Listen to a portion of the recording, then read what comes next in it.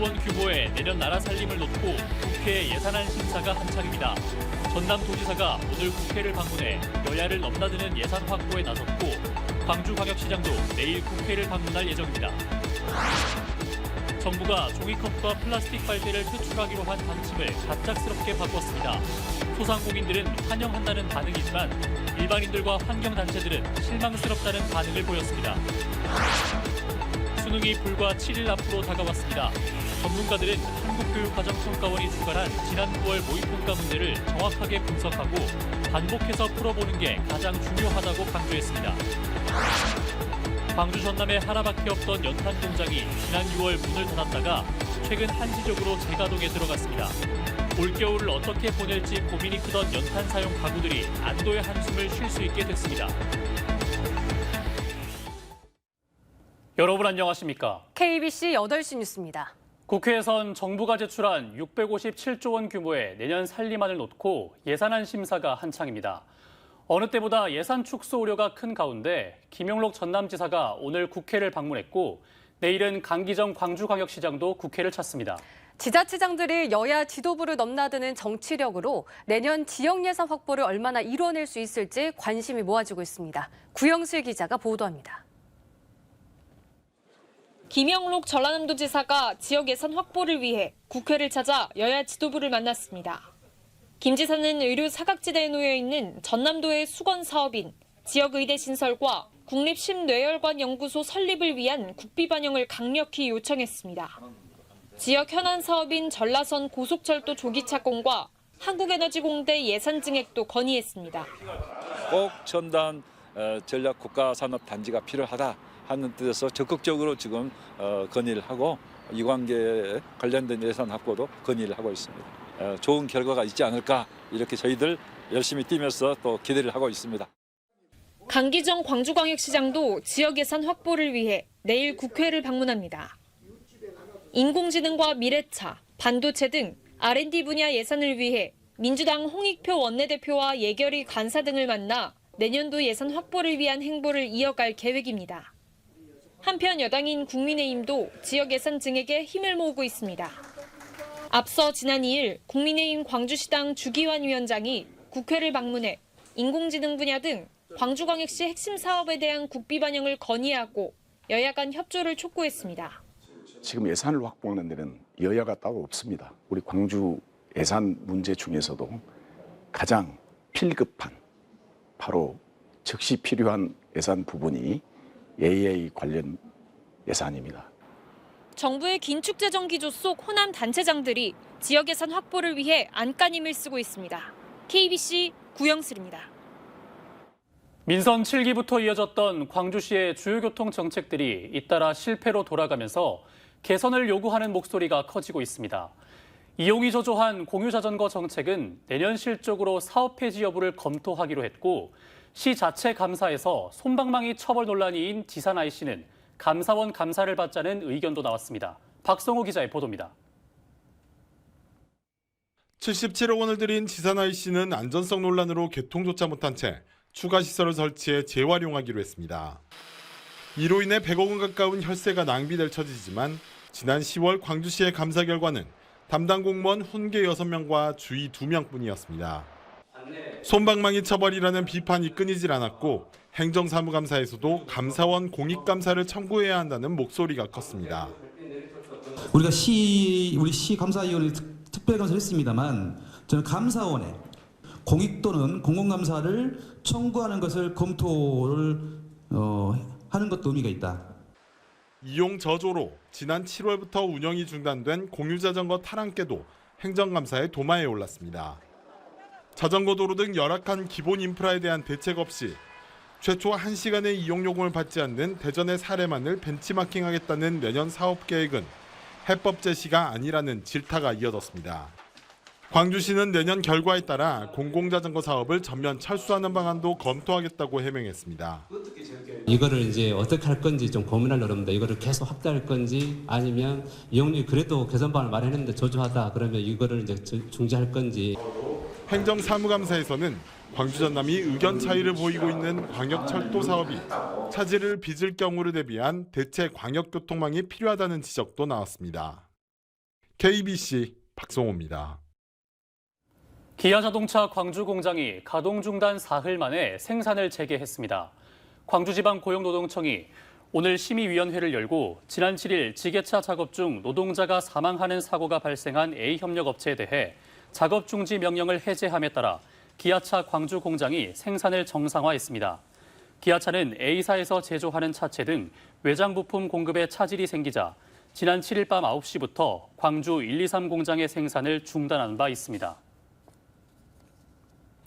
자영업을 하시는 분들은 이달 말에 시행될 예정이었던 일회용품 사용 금지에 대비해 만반의 준비를 하셨을 겁니다.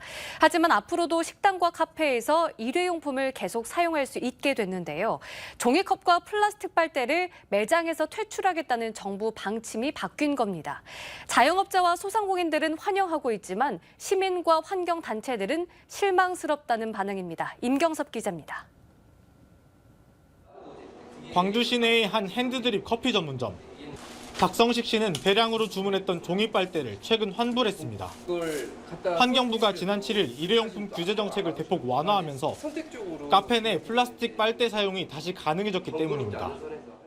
단골분들도 그 부분에 대해서는 좀 민감하게 생각하셨어요. 왜냐면 맛적인 부분도 있고 해서. 근데 저희 이제 업장에서는 무조건 환영이죠, 아무래도요. 규제 시행을 불과 2주가량 앞두고 갑작스런 정책 변화에 환경단체들은 비판의 목소리를 높였습니다.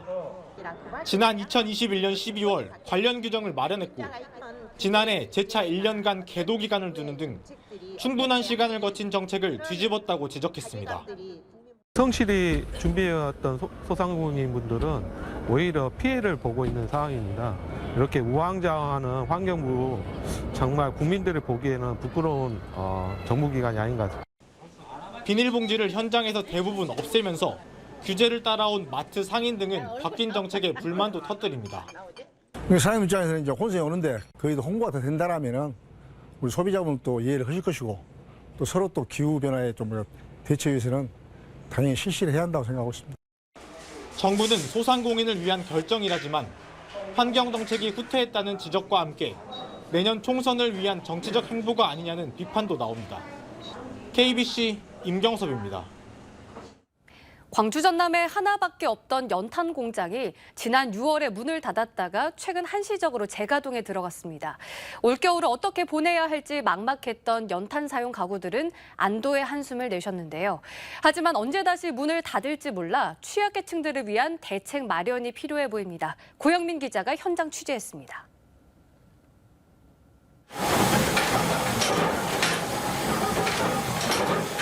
컨베이어 벨트를 따라 연탄 수백 장이 줄줄이 찍혀 나오고 화물차엔 차곡차곡 연탄이 쌓입니다.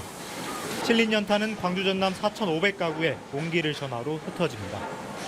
하루에 생산되는 양은 4만 장에 이릅니다. 참 좋죠. 근데 여기서 문을 닫아버리면 광주 전남에가 하나밖에 없는데 닫아버리면 우리가 전주까지 가야 되는데 왔다 갔다 또 거기서 쉬는 시간. 지난 6월 경영난으로 폐업했던 광주 전남 유일의 연탄 생산 공장인 남선연탄이 4개월 만인 지난달 문을 다시 열었습니다.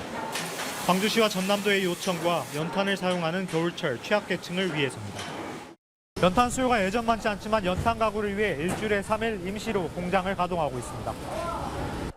천정부지로 치솟은 기름값에 난방비 걱정으로 애태우던 가구들에게 단비 같은 소식입니다. 가스도 해보려고 했지만 돈이 너무 많이 들고 연탄이 그래도 더 저렴하고 내가 원활하니 더 마음 놓고 쓸 수가 있어서 연탄 보일러로 떼고 있어요.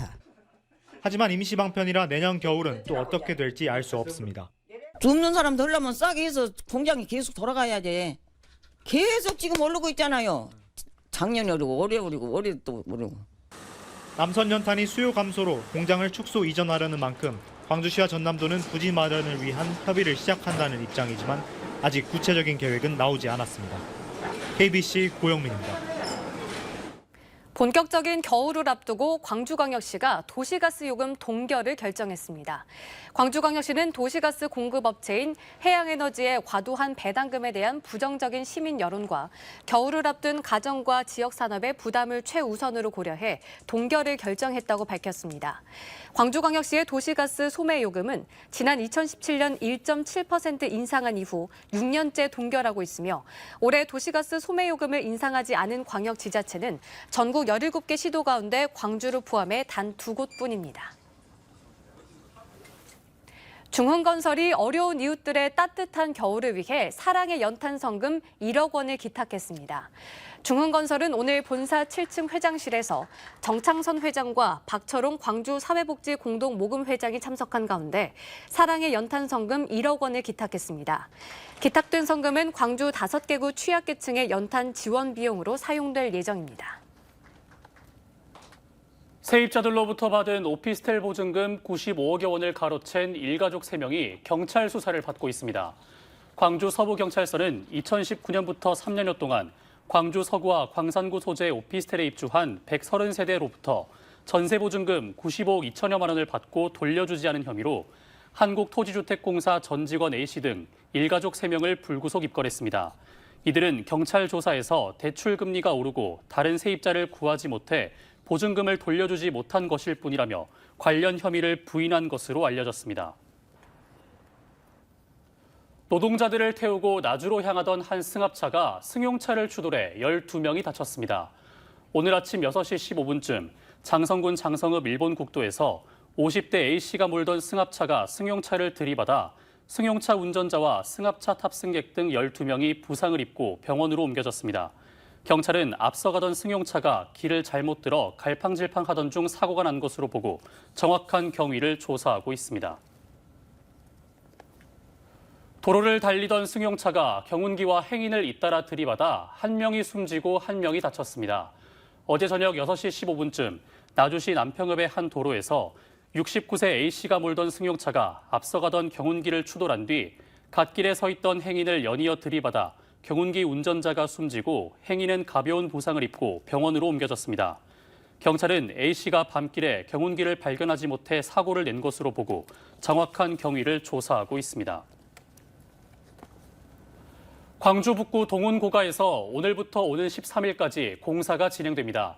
광주광역시 종합건설본부는 오늘부터 주말을 제외하고 오는 13일까지 주행 환경 개선을 위해 신축 이음부 교체 공사를 진행할 예정이라고 밝혔습니다. 광주시는 공사 소음이 심해 야간 작업이 어려워 주간 공사가 불가피하다며 심각한 차량 정체를 예상했습니다. 수능이 다가오면 날이 추워져서 수능 한파라는 말도 생겨났죠.